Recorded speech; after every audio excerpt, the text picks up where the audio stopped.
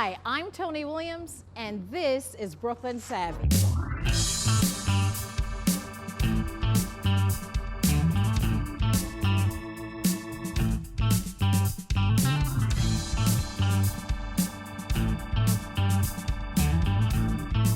Welcome all of you to Brooklyn Savvy social media. I guess that's what I don't have a name for it yet. So this is a Brooklyn Savvy episode. We're doing it remotely. Typically, we are in some sort of studio or a location, but because of the time, as you all know, we have to do this distanced. So we are going remote, and we're going to make sure that we post this on Facebook, and we want to know what you are thinking about the content that we're about to produce. And we're going to be talking about COVID-19 with a panel of experts. And how this idea came about was through Dr. Monica Sweeney. She says, Tony, you need to do a Brooklyn Savvy episode on COVID-19. And I'm like, hey, I'm home in my pajamas right now. This is at a distance. But then I got to thinking remote. Let's see what it looks like doing this stuff remotely. So I just want to thank Dr. Sweeney for thinking about Brooklyn Savvy, the platform we have, and the expertise that we have on this platform. So we're going to be talking about COVID-19 with Dr. Monica Sweeney. Now, Dr. Sweeney, if you could tell us who you are and why your voice is so important to this conversation. Thank you, Tony, for doing this. And I'm going to abbreviate my telling you about myself to like 2 sentences. So I am not an expert on COVID-19.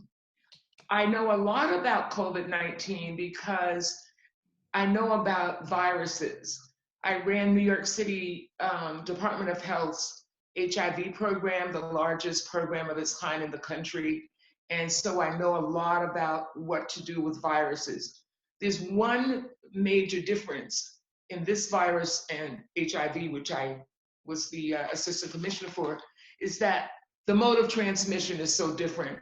But even the experts have more questions about COVID-19 than they have answers. And I want you to hold that thought because I want to introduce the others and then we're going to plow right in.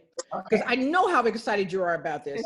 We also have Phyllis White-Thorne. Now, Phyllis, you are a trauma expert working for Sanctuary. Is that correct? Yeah. Sanctuary Institute. We have Jennifer Jones-Austin. I think everyone must know who Jennifer is with all the work that she's an author. She has a radio program. She is the CEO of FPWA, and she's going to be talking to us about wealth, the disparities in terms of wealth and how that becomes a health determinant. And then we have Sarah Wolf. She is from Bedford Stuyvesant Restoration Corporation. And we have Dr. Maria De Longoria. And she is on to add her special voice because she really understands the history of what it means to be African American.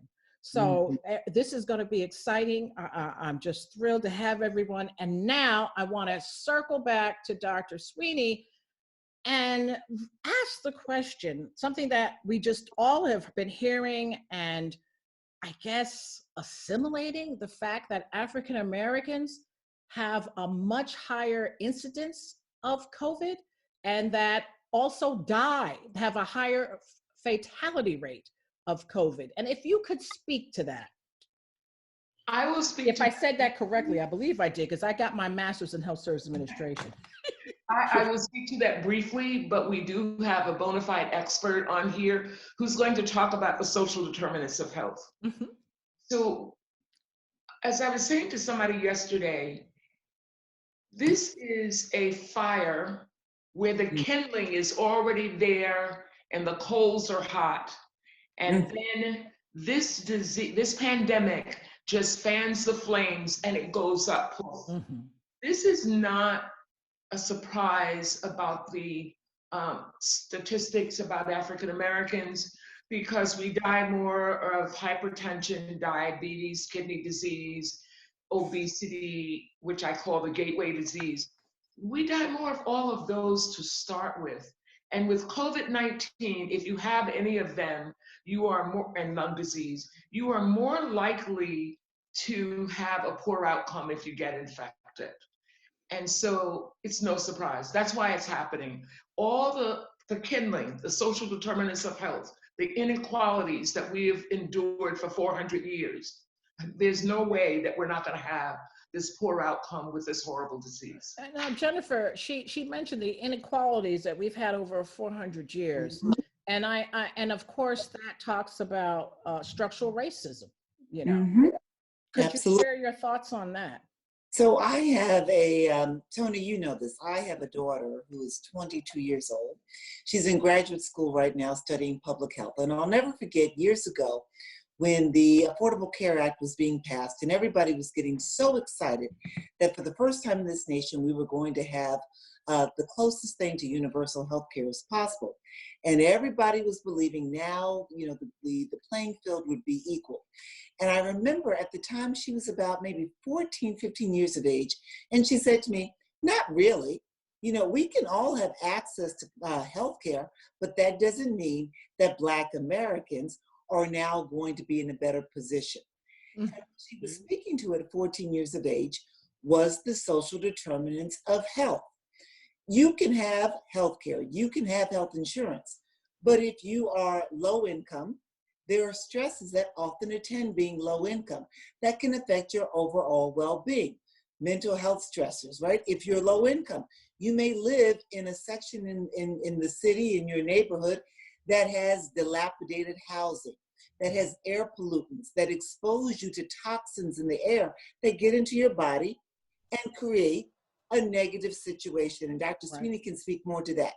You may have transportation issues that keep you, you know, in a situation where you're in places that are not the best air quality. You may not have a health facility in your neighborhood that you can get to. There may not be a primary care doctor there. Here in New York City, the lowest income neighborhood, South Bronx, has the worst hospitals in the nation. It's just 14 miles away from the most affluent neighborhood in New York City that has the top 4 hospitals in the nation. So your housing, your food situation, you live, if you are low income, you probably live in a neighborhood where it is difficult to access high quality food, fresh fruits and vegetables. All of these things, known as a food desert, essentially. Food desert. All of these things contribute to your health and your well-being. If you live in a community where your education is subpar. But even one more point. Even one more point to that, Jennifer, is that in New York City, until recently, people who were the lower third income of income didn't get 1 sick day a year from their job. Right, that changed. You get your 5 paid sick days, I believe it is. Well, now. On the books. Right. On the books. Right. But how can you have better health when you can't even go and get a dental appointment or call in sick because you have a toothache? So it's not just the housing, the food, and all of that. It's all of the legislation and the working conditions of the working. Right. Let's add one other very critical one, and then we keep it moving. But wages. Yes. When you live in a city, when your wages, African Americans and brown persons, right? Wages, comparatively speaking, to white Americans in New York City. When you're making minimum wage at best, and you have to work 2 to 3, sometimes 4 jobs in order to pay your rent, that's another contributor to your health and your well-being. You have no time to sleep. Right. You have no time to rest. You can add even something else onto that. So let's say those things weren't even the same as there are issues, but let's say they weren't, right, for the sake of discussion. Then you still have the treatment that people receive when they do go in, right? Because there's racial bias in terms of how people are gonna treat them, right? And then you also have the fear of people going in and being treated based on the history in this country on how people of African descent and poorer people are treated by the medical profession, right? How they've been guinea pigs. People know the story of Tuskegee experiment. People know the story now of Henrietta Lacks because it's been on TV, but that's something that's been going on for 400 years. And so there's been this, there is this distrust. And even if we want to refer to something more recent, to Serena Williams, when she was talking about having to advocate for herself and doctors not listening to her when she was telling them there was something wrong with her. And it was only because she was who she was that somebody finally paid attention, and she did not die. So you have all these variables compounding. So even if there is access, even though they've cut a lot of the hospitals in those poorer neighborhoods, right? They closed a lot of them. So even if you have access, you still then have to go in and confront the institutional racism that exists in the institution.